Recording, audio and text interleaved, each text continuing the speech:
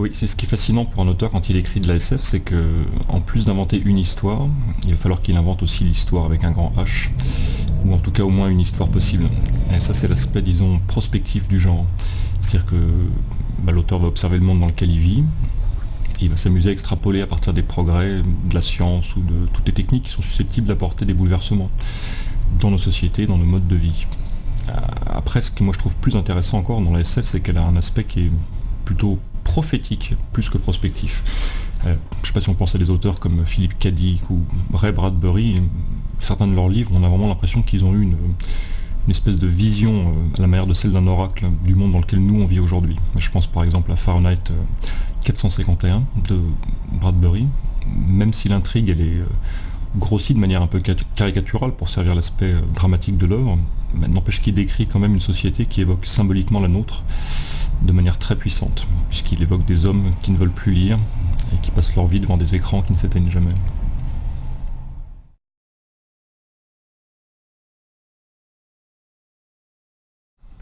Dans Nouvelle Tête, il y a 3 éléments qui sont mis en jeu pour évoquer le futur. Premièrement, l'idée que le fait de remplacer des parties de son corps par des prothèses mécaniques plus performantes est devenu une nouvelle norme sociale. Deuxièmement, il y a l'évocation d'un tissu urbain dont le développement aurait échappé à tout contrôle, avec des villes qui ne cessent pas de s'étendre, et aussi bien en surface qu'en hauteur, et surtout sans que plus personne n'en connaisse vraiment les limites ou les dimensions exactes. Et enfin, troisièmement, il y a une manière nouvelle et unique pour l'homme d'interagir avec son environnement que j'ai imaginé, et c'est ce que j'appelle dans le texte des applications. Le défi pour un auteur qui se met en tête d'évoquer un univers imaginaire, je pense que c'est de parvenir à le rendre réel pour le lecteur, mais sans avoir besoin de le décrire en détail. Donc il faut trouver des raccourcis symboliques ou sémantiques suffisamment pertinents pour faire naître immédiatement chez le lecteur le sentiment d'une atmosphère et d'un contexte qui vont être vraiment précis. Et donc comme je le disais, dans Nouvelle Tête, j'utilise 3 axes pour évoquer le futur. Finalement, c'est le devenir de l'homme, le devenir de son environnement, et puis le devenir de l'interaction entre les deux. Et donc c'est le filtre dont je me suis servi pour essayer de donner une vision globale du futur. Après, dans le récit, ces éléments ils sont évoqués de manière plus poétique que descriptive. Il y a beaucoup de choses qui sont laissées dans l'ombre. Et mon objectif en faisant ça, c'était de parvenir à susciter chez le lecteur un sentiment d'étrangeté, de décalage, un peu comme s'il visitait un pays aux mœurs inhabituelles et mystérieuses. Parce que moi, c'est ça qui me plaît vraiment dans la SF en tant que lecteur. Le fait de pénétrer dans un monde qu'on ne comprend pas tout à fait, mais dont on reconnaît malgré tout certains des aspects. Du point de vue littéraire, ça repose sur une technique qui consiste à imposer des concepts imaginaires au lecteur sans en expliciter complètement le fonctionnement ou la nature ou la nécessité, mais en les faisant toujours apparaître dans des situations où le lecteur va pouvoir comprendre parfaitement quels sont les enjeux émotionnels. Par exemple, Frank Herbert, l'auteur de Dune, maîtrise cet art à la perfection. Je trouve que je me suis beaucoup inspiré de son travail pour ça. Dans Nouvelle Tête, par exemple, c'est le ressort de la situation de départ. C'est difficile d'imaginer ce que ça peut être pour un homme que de se réveiller avec un bras en moins et dont la seule inquiétude c'est de se faire rembourser. Difficile d'imaginer comment il se connecte, des applications qui sont par ailleurs pas décrites en détail. Mais par contre, tout le monde peut se projeter dans la peau d'un pauvre type qui a été victime d'une injustice. Après, c'est surtout l'histoire en elle-même, plus que les éléments futuristes qu'elle introduit, qui à mon avis dit quelque chose vraiment sur notre avenir, qui peut être pris comme quelque chose qui serait de l'ordre de la prédiction.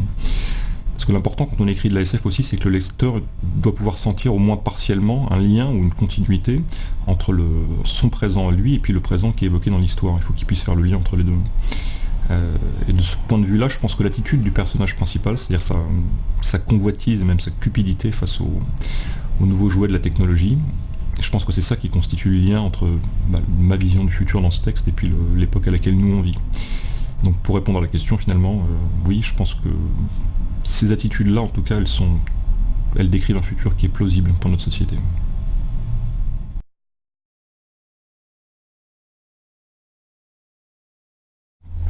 Mais j'étais en vacances, avec pour mission de me reposer et de ne pas travailler parce que je sortais d'une période d'activité assez intense.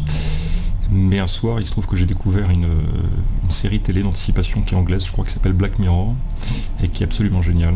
Et il y a des offres comme ça qui sont tellement réussies qu'elles vous inspirent aussitôt le désir d'essayer de faire quelque chose d'aussi bien. Et il y avait dans cette série toutes sortes de solutions narratives qui me semblaient très, très novatrices, et ça m'avait vraiment donné beaucoup à réfléchir. Et j'avais envie d'essayer des choses après avoir vu cette série. Et mon autre source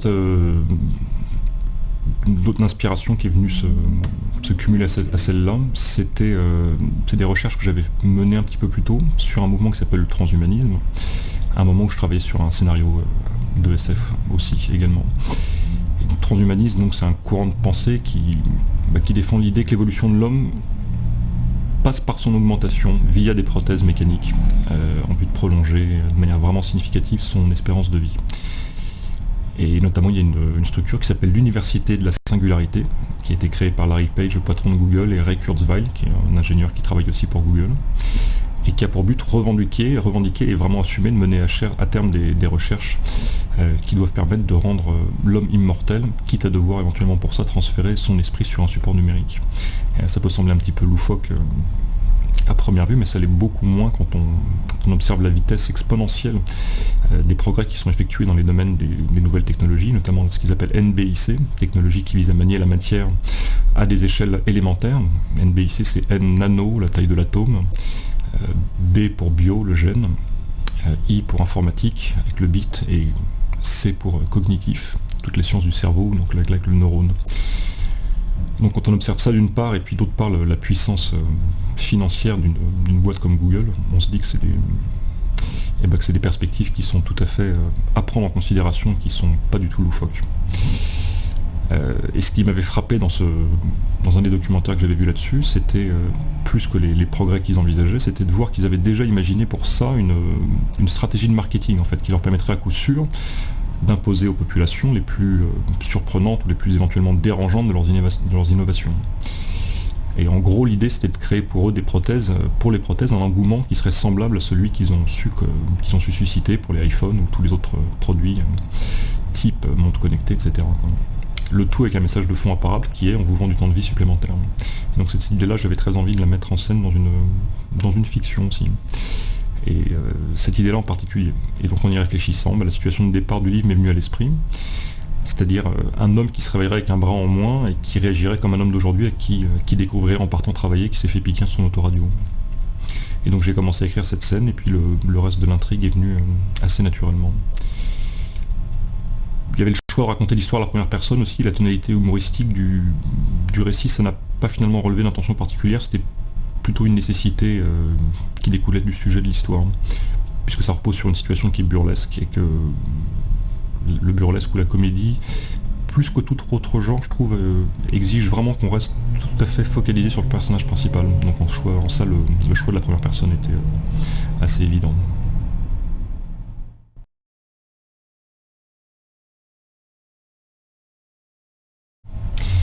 Mais c'est une histoire que j'ai écrite avec beaucoup de plaisir et sans rencontrer de difficultés particulières à aucun moment de son élaboration. Mon intention, c'était de produire un récit qui soit amusant et agréable, facile à lire. Et du coup, je me suis forcé de l'écrire assez rapidement, dans un style très simple, pour conserver l'impression de spontanéité que je voulais donner au récit du personnage principal. Je pense qu'en termes de tonalité, au niveau du ton, j'avais deux modèles en tête, plus ou moins inconsciemment. D'une part, la série des pastiches américains de Boris Vian, ceux qu'il a publié sous le nom de Vernon Sullivan, dont le plus connu c'est J'irai cracher sur vos tombes. Et aussi la série des Nestor Burma de Léo Mallet, que j'ai beaucoup aimé. C'est deux œuvres dans lesquelles c'est un récit à la première personne avec un ton qui découle vraiment du caractère du personnage principal. Donc je pense que ça m'a effectivement guidé dans l'écriture de ce livre. Et je crois qu'il y avait aussi un parti pris caché que j'avais en tête en l'écrivant, c'était de produire un récit qui soit vraiment un récit de SF, c'est-à-dire un récit dans lequel l'intrigue repose sur les éléments futuristes qui sont mis en jeu, mais d'autre part d'arriver à faire une histoire qui puisse aussi plaire tout de suite, dès les premières lignes, à des lecteurs qui sont éventuellement rebutés par ce genre, parce qu'il y en a pas mal aussi. C'est Patricia Highsmith qui dit dans un de ses ouvrages théoriques qu'elle parle du fait de la nécessité pour un auteur de polar d'arriver à forcer la crédulité du lecteur. C'est l'expression qu'elle utilise.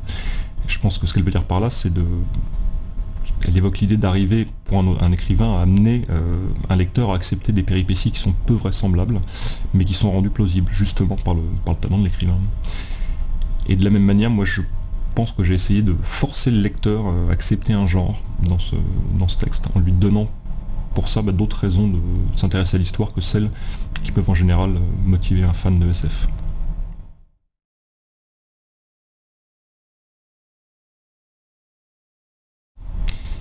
J'ai besoin de pouvoir fumer quand je travaille, on peut dire que c'est un rite. Et sinon, quand je commence un texte, je m'oblige à travailler dessus tous les jours jusqu'à ce qu'il soit achevé. Je pense que c'est une manière de se rassurer, parce que moi en tout cas ma plus grande angoisse en tant qu'écrivain, c'est de ne pas réussir à terminer un livre que j'aurais commencé. Et quand on écrit tous les jours, du coup, des fois il y a certains jours où on a l'impression de ne pas être inspiré, de devoir se forcer à écrire, et de produire un résultat qui peut être médiocre. Mais franchement, une fois que le texte est fini, je ne retrouve pas forcément à la lecture ce sentiment-là. Je ne suis pas forcément capable encore d'identifier les passages qui ont été écrits, des jours où j'avais l'impression d'être inspiré, et d'autres qui auraient été écrits des jours où j'avais l'impression de ne pas l'être.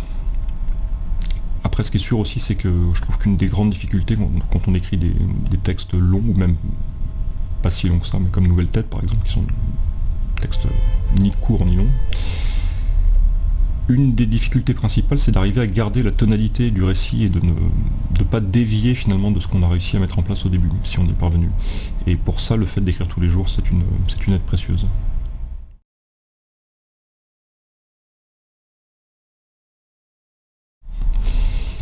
Il n'y a pas d'influence à proprement parler, mais par contre, qu'il s'agisse de musique ou de littérature, le problème fondamental pour moi il est le même, c'est-à-dire qu'il s'agit toujours de raconter une histoire.